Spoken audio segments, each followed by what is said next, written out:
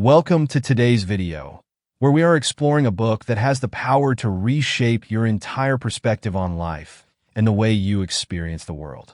Don't Believe Everything You Think by Joseph Nguyen is not just another self-help book. It's a guide to unlocking inner peace and emotional freedom by challenging the very foundation of your thoughts. Now, imagine living a life free from constant overthinking, from the worries that keep you up at night, or the mental loops that make you feel stuck. This book reveals the hidden truth behind why we suffer and how we can finally stop the unnecessary pain we create through our thoughts. By understanding the root cause of our suffering, as explained in this book, you'll discover how to break free from negative thinking patterns and gain control over your emotions. Whether you're someone who's struggling with self-doubt, anxiety, or feeling overwhelmed by life's challenges, Don't Believe Everything You Think provides practical insights that can help you shift your mindset in ways you never imagined. This isn't just about positive thinking or quick fixes. It's about deep, lasting change, transforming how you perceive the world and yourself. Stay with me until the end, and I promise you'll walk away with powerful lessons that could very well change the trajectory of your life. Also, if you're serious about this transformation and want to experience these insights firsthand, you can grab a copy of the book from the link in the description below. Before we jump in, don't forget to subscribe to the channel, like this video, and share it with someone you think could benefit from these life-altering insights. Your support helps us continue bringing content that can truly make a difference. Let's get started with this eye-opening journey. Chapter 1. The Journey to Finding the Root Cause of Suffering. In the first chapter, Joseph Nguyen takes us on a journey to uncover the fundamental reason behind human suffering. The author begins by pointing out that most of us spend our lives trying to solve the wrong problems. We believe external circumstances, like our job, relationships, or finances, are the root causes of our suffering. As a result, we constantly search for solutions outside of ourselves, hoping that if we could just change these external factors, we would finally be happy. However, Nguyen challenges this assumption by asking a simple but profound question. Why is it that some people who seem to have everything are still unhappy, while others with seemingly little in life feel content? This discrepancy suggests that our suffering doesn't come from external circumstances at all, but rather from within, from our own minds.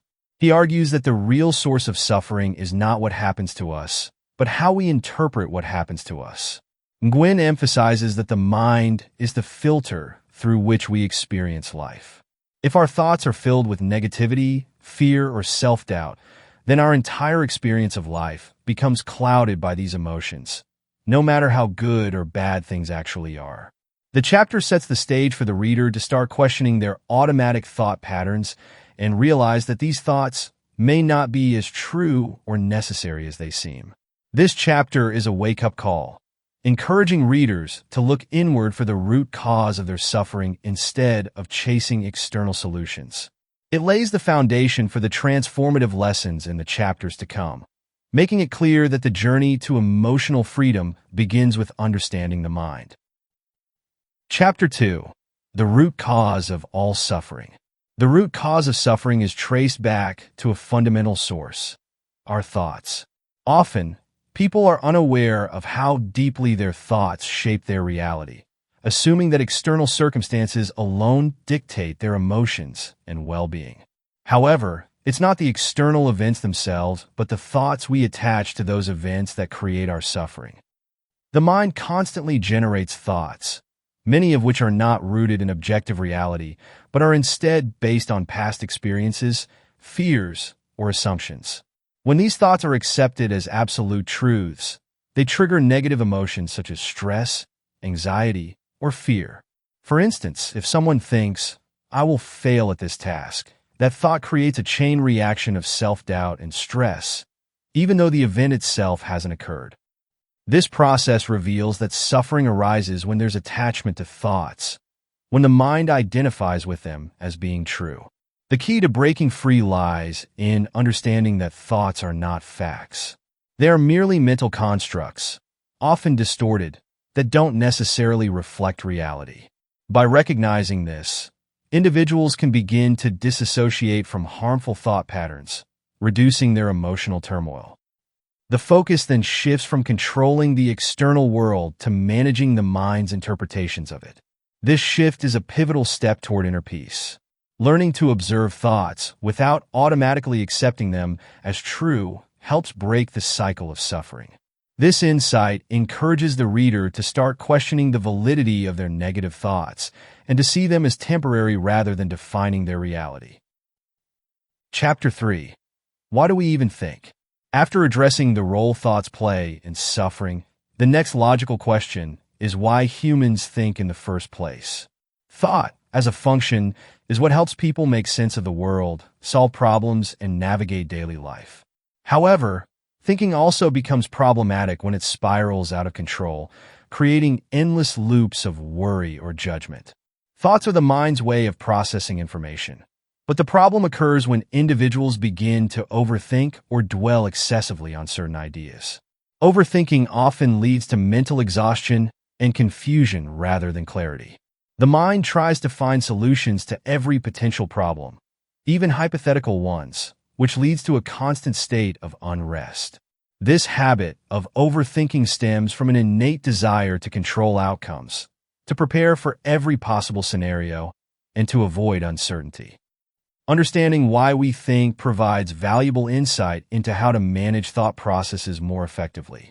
Instead of allowing thoughts to run rampant and create unnecessary stress, it's possible to develop a more mindful relationship with them. Thoughts are a tool, but they are not the only means of understanding the world or making decisions. In fact, many profound moments of insight and peace come not from overthinking, but from a state of presence, where thoughts are quiet and awareness takes the lead. Learning how to balance thinking with presence can dramatically reduce mental clutter. Thinking has its place when solving problems or analyzing situations, but letting go of the need to think constantly opens the door to a more peaceful, focused, and centered existence. This understanding encourages readers to take control of their mental chatter and use thought as a tool rather than becoming overwhelmed by it. Chapter 4. Thoughts versus thinking. This chapter makes an important distinction between two concepts that are often used interchangeably, thoughts and thinking. While they may seem like the same thing, understanding the difference is crucial for gaining control over mental patterns.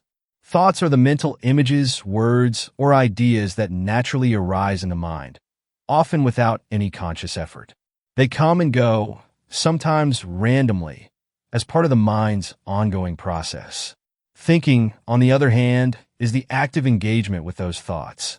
It's what happens when we latch onto a thought and start analyzing, evaluating, or building upon it. In many cases, thinking becomes repetitive and unproductive, leading to overthinking, stress, and confusion. The distinction is important because not all thoughts need to be engaged with. Many are fleeting and irrelevant to our lives, but when we start thinking about them, trying to solve, interpret, or find meaning in every thought, we become trapped in a cycle of mental activity that can be exhausting and overwhelming. This cycle is what fuels much of the mental suffering people experience. To break this cycle, it's essential to develop the ability to observe thoughts without immediately engaging with them. By becoming aware of thoughts as they arise and letting them pass without diving into analysis, it becomes possible to reduce unnecessary mental activity. This leads to a more peaceful and calm state of mind. Instead of being constantly pulled into thought-based drama, you gain the freedom to decide which thoughts are worth your attention and which can simply be let go. Chapter 5. If we can only feel what we're thinking, don't we need to think positively to feel that way? At first glance, it may seem logical to assume that if our feelings are the result of our thoughts, the best way to ensure positive emotions is to focus on positive thinking. However, this approach doesn't always work and can sometimes create more problems. The challenge with forcing positive thoughts is that it often leads to resistance or inauthenticity. Trying to think positively when feeling overwhelmed, anxious, or upset can feel like a mental battle. The mind knows when something doesn't feel genuine, and trying to impose positive thoughts over negative feelings can lead to internal conflict. Rather than resolving the negative emotions, this approach may suppress them, causing them to resurface later in more intense ways. True emotional peace doesn't come from thinking positively all the time. It comes from letting go of the attachment to thoughts altogether. When people realize that their thoughts are not the ultimate truth, they can begin to feel less affected by negative thoughts and emotions. This doesn't mean ignoring or denying feelings, but rather acknowledging that emotions are temporary and based on current thought patterns. Instead of forcing positivity, the more effective approach is learning to observe thoughts without judgment, letting them pass naturally without giving them too much importance. By doing so, negative thoughts lose their power, and positive feelings can arise more naturally, without effort or force. This approach leads to a more authentic and lasting state of well-being, free from the constant need to control or manipulate thoughts. Chapter 6. How the Human Experience is Created, the Three Principles. In this chapter, the concept of the three principles is introduced to explain how the human experience is created. These principles serve as the foundation for understanding the connection between thought, consciousness, and mind. 1. Mind. This represents the universal intelligence that exists in all living things. It's the source of all thought and consciousness, a kind of energy that underlies all human experience. It's beyond comprehension and is often referred to as the greater mind, which we all tap into. 2. Consciousness. Consciousness is our ability to be aware. It's the function that allows us to experience life, to perceive thoughts, and to become aware of the world around us. Without consciousness, thoughts would simply come and go without notice, but with it, we can observe them. 3. Thought. Thought is the building block of our reality. Everything we experience in life is a result of the thoughts we are aware of. We create meaning and emotions around our thoughts, which is why the same situation can affect different people in different ways. Together, these principles explain how the human experience is entirely generated from within. Our thoughts shape our emotions and perceptions, and consciousness brings those thoughts to life. Understanding this mechanism can be a powerful tool for individuals to realize that their feelings, beliefs, and perceptions are not dictated by external events, but by the thoughts they give attention to. This understanding is transformative because it shifts the responsibility for how we feel from the outside world to our own internal process.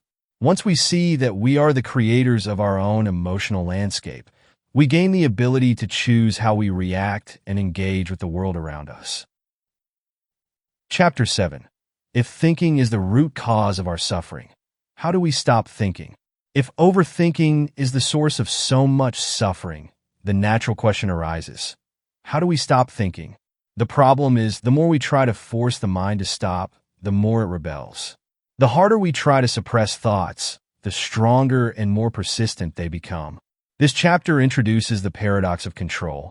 By trying to control our thoughts, we inadvertently give them more power over us. The key is not to stop thinking, but to change the way we relate to thoughts. Rather than engaging with or trying to suppress them, the approach is to allow thoughts to come and go without resistance. When we stop treating thoughts as problems that need to be solved or controlled, they lose their grip on us. This technique is often referred to as mindfulness or thought observation. By taking the position of a detached observer, we can watch our thoughts as they pass, without reacting to them or becoming involved. This creates a gap between us and our mental chatter, giving us the freedom to choose which thoughts to engage with and which to let go. Over time, this practice leads to fewer intrusive thoughts, creating a more peaceful mental state. This shift in approach, moving from control to acceptance, transforms the way we experience the mind. It's not about trying to stop thinking altogether, but about learning how to let thoughts flow without becoming entangled in them. Chapter 8. How can we possibly thrive in the world without thinking? The idea of living without thinking may seem impractical or even impossible. After all, we rely on our thoughts to make decisions, solve problems, and navigate daily life. However, This chapter clarifies that thriving without overthinking doesn't mean abandoning rational thought altogether, but rather using thought as a tool when necessary and letting go of it when it's not. When we're stuck in a cycle of constant thinking, especially negative or repetitive thoughts, it clouds our ability to make clear decisions or find creative solutions. In fact, some of the most brilliant ideas or moments of clarity often occur when the mind is quiet, during a walk, a shower, or a moment of relaxation. These insights arise not from overthinking, but from a state of calm, where the mind has space to process and create. Learning how to let go of unnecessary thinking creates more room for intuition, creativity, and effective decision-making. In this state, thoughts are used when needed, but the constant mental noise that typically distracts us is minimized. This leads to greater clarity, focus, and productivity. It's not about eliminating thought altogether, but learning how to use it wisely and not letting it dominate every waking moment. Thriving without excessive thinking allows individuals to live more in the present moment, respond to situations with clarity, and experience a deeper sense of peace. Chapter 9. If we stop thinking, what do we do about our goals, dreams, and ambitions? A common concern people have is that if they reduce or stop their thinking, they'll lose their drive, goals, and ambitions. This chapter addresses the misconception that thinking is what fuels success or achievement.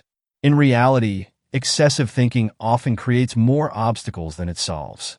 Worrying about future outcomes, overanalyzing decisions, or doubting oneself can lead to procrastination or even prevent action altogether. True success and the pursuit of dreams come not from excessive planning or worrying, but from inspired action.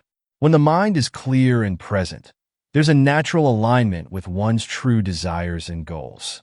This state of clarity allows individuals to take action with confidence and purpose without being bogged down by fear, self-doubt, or overthinking. Letting go of excessive mental activity opens up space for intuition to guide decisions. When someone feels a sense of flow and alignment with their goals, they are more likely to achieve them effortlessly. In this state, actions become more efficient and focused, leading to better results without the mental strain. Achieving dreams and goals doesn't require constant thinking or worrying. It requires clear, inspired action, which becomes more accessible when the mind is calm and focused on the present moment. Trusting this process leads to a more fulfilling and successful life. Chapter 10. Unconditional Love and Creation. This chapter delves into the transformative power of unconditional love and how it serves as the foundation for all creation. Unconditional love is not just an emotion felt between individuals. It is a state of being that transcends circumstances, thoughts, or actions. When we experience unconditional love, we tap into an energy that is free from judgment, expectations, and fear. It is a love that simply exists, not based on whether someone or something is deserving. By embracing unconditional love, individuals experience life from a higher perspective, allowing them to create more authentically and harmoniously.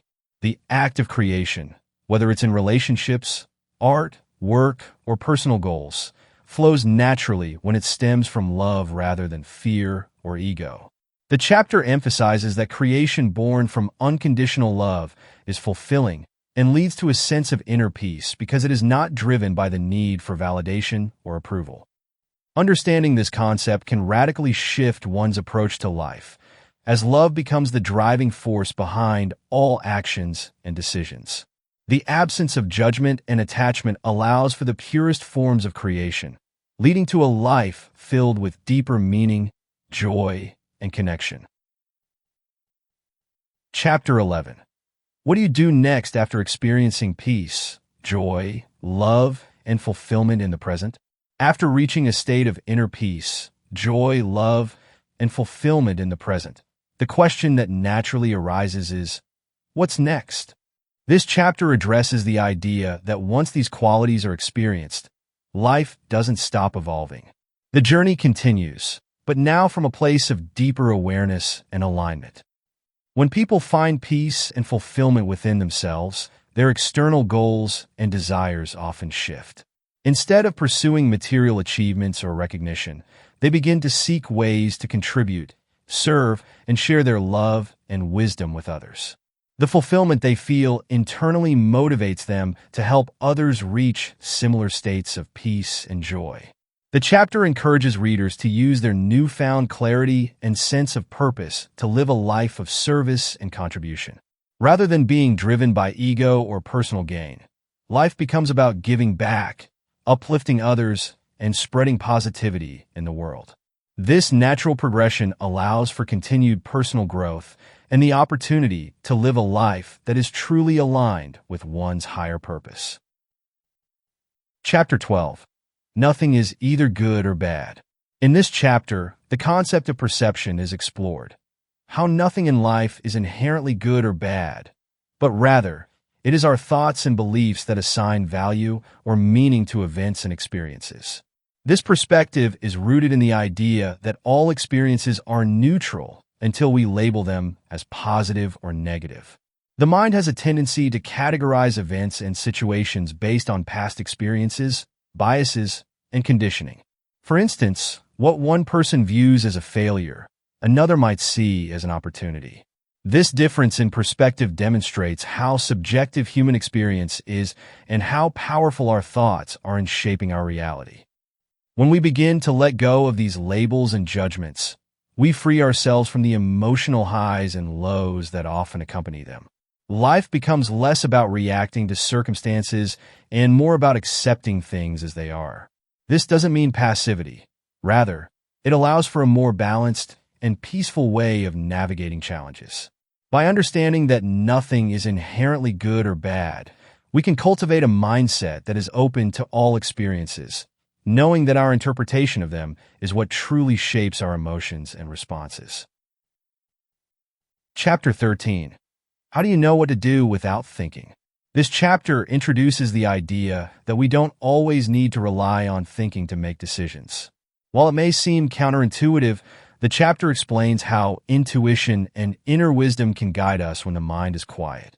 Intuition is not something that needs to be forced or overanalyzed.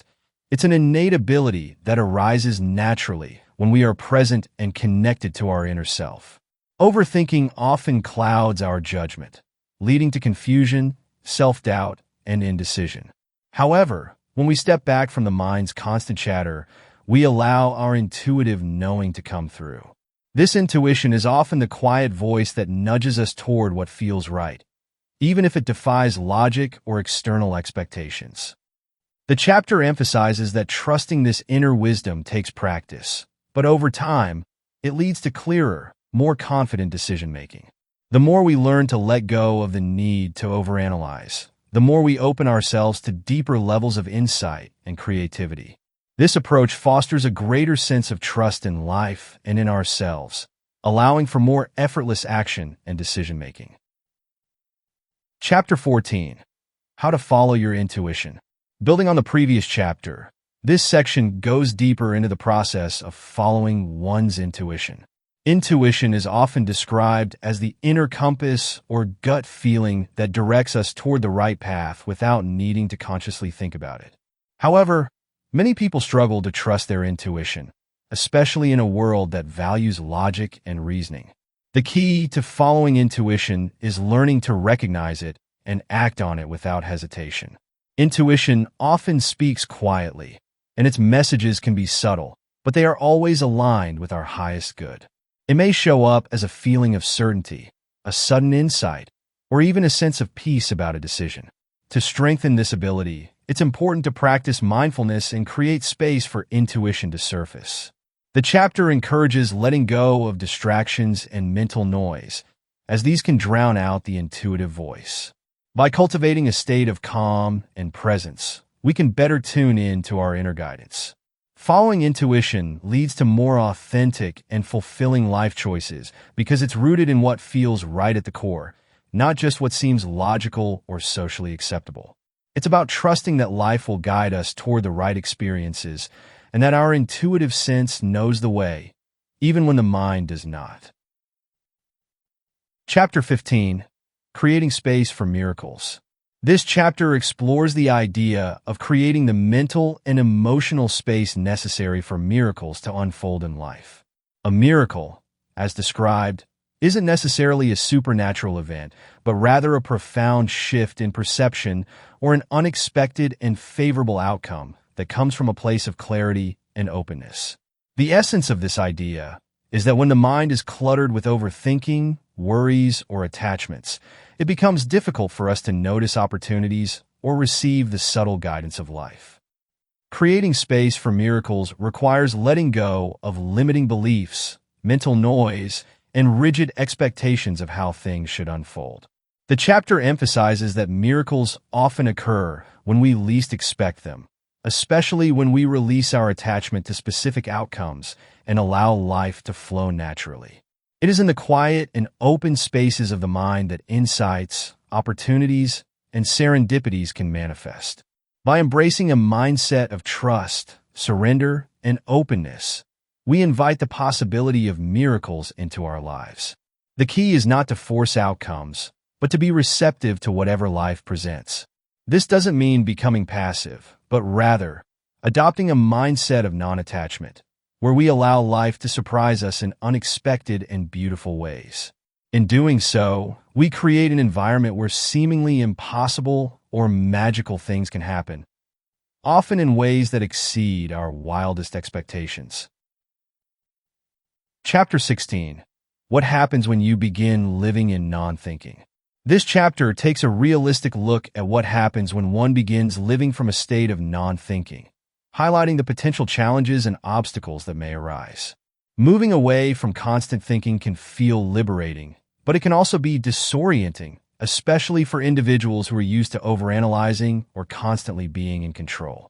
The idea of not relying on thoughts may feel unfamiliar or even uncomfortable at first. One of the key obstacles discussed is the resistance from the mind itself. The mind is conditioned to think, analyze, and plan as a survival mechanism. When someone begins practicing non-thinking, the mind might push back, filling the space with doubts, fears, or attempts to regain control. This resistance is natural, but can be overcome with continued mindfulness and practice. Additionally, the external world may not always align with a non-thinking approach. Society places a high value on intellect, logic, and planning, so individuals may encounter skepticism or misunderstanding from others. Learning to navigate these social dynamics while staying true to a non-thinking mindset can be challenging but ultimately rewarding. The chapter encourages patience and persistence, reminding readers that the benefits of non-thinking, such as inner peace, clarity, and intuitive guidance, far outweigh the temporary discomfort of adjusting to this new way of being.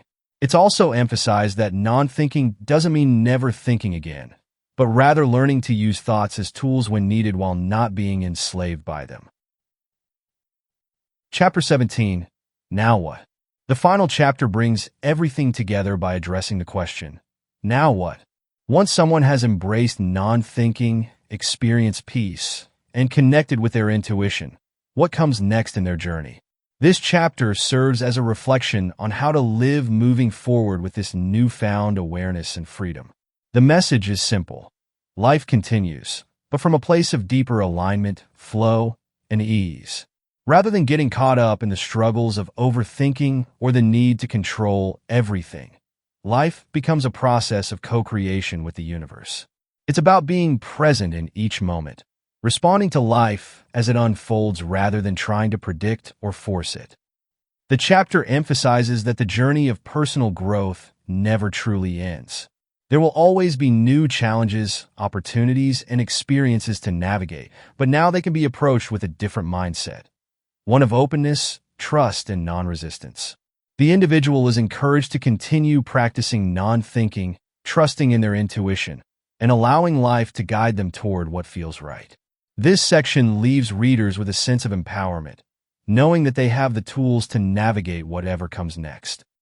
The chapter serves as both an ending and a new beginning, reminding readers that they are capable of living a life free from unnecessary mental clutter and fully aligned with their higher self. Summary of Non-Thinking, a guide to stop thinking. This section offers practical guidance on how to implement non-thinking in daily life. It starts by explaining how to recognize when you're in a state of non-thinking. In non-thinking, there's a sense of ease, flow, and clarity, where decisions and actions arise effortlessly without the need for overanalysis. It is a space of stillness within, where intuition takes precedence over mental chatter. To help readers cultivate this state, several practices and tips are provided. Mindfulness exercises, meditation, and moments of conscious stillness are key ways to break the habit of overthinking. The summary encourages creating a non-thinking environment by reducing external stimuli that provoke thought.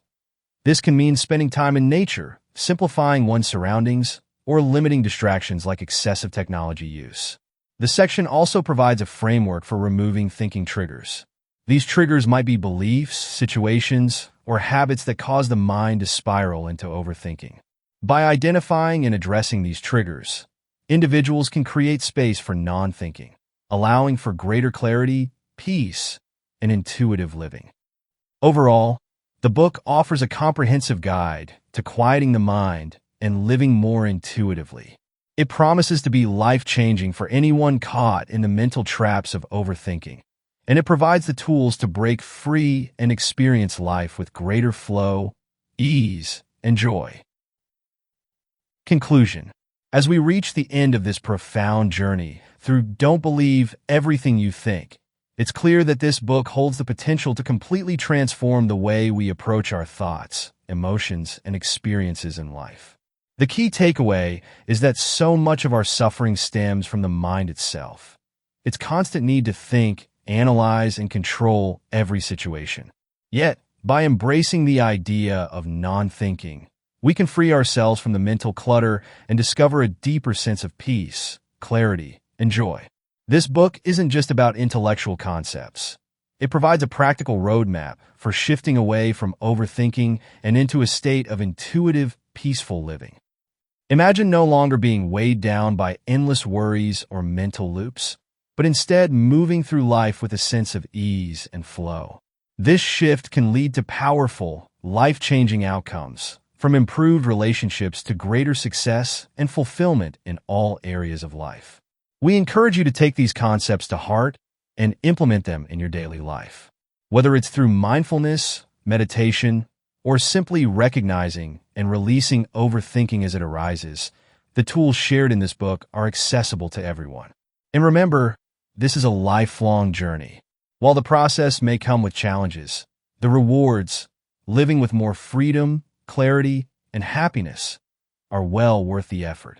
If you found this video insightful, don't forget to like, share, and subscribe to our channel for more transformative content. Also, if you're interested in diving deeper into this life-changing book, you can purchase it through the link in the description. By adopting the practices from this book, you can truly reshape your inner world and live a life filled with more peace and purpose.